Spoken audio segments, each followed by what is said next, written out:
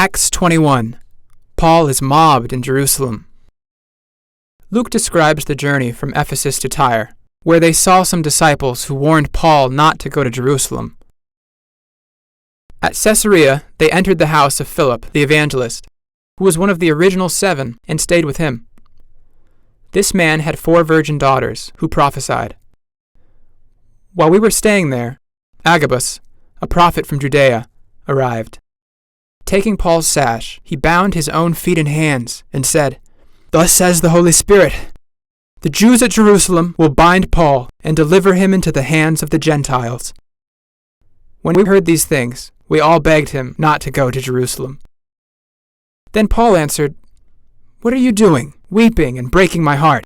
I am ready not only to be bound, but to die at Jerusalem for the name of my Lord." And when we could not change his mind, we stopped trying, saying, "God's will be done." Next, we took our baggage and went up to Jerusalem, where the brethren received us gladly. The following day, we all went to see James and all the elders. Paul rehearsed one by one the things which God had done among the Gentiles through him. When they heard it, they glorified God. Then they said, "There are thousands among the Jews who believe, but they are all zealous for the law. They think that you are teaching all the Jews who live among the Gentiles to forsake Moses. They will hear that you are in Jerusalem. Therefore do this. We have 4 men who have a vow. Purify yourself with them, and pay for them, that they may shave their heads. Then everyone will see that you keep the law." The next day, Paul purified himself with the men, then went into the temple. But when the 7 days of purification were almost done, the Jews from Asia started crying out, "Men of Israel, help! This is the one who teaches against our law. Look, he brought Greeks into the temple and defiled it." For they had seen him in the city with Trophimus, the Ephesian, and supposed that Paul had brought him into the temple. So the men ran and dragged Paul out of the temple and straightway shut the doors.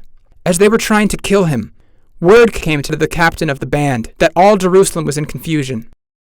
He quickly took some soldiers and some centurions and ran down upon them. When the Jews saw the soldiers, they stopped beating Paul. The chief captain ordered Paul to be bound with 2 chains and inquired who he was and what he had done. And some shouted one thing, some another, and when the captain could not hear for the uproar, he took Paul into the castle. As they went up the stairs, the soldiers had to carry Paul, for the violent multitude followed, screaming, "Away with him!" As Paul was about to be brought into the castle, he said to the chief captain, "May I say something to you?" And he said, "Do you know Greek? Aren't you the Egyptian who led the 4,000 men of the assassins out of the wilderness?"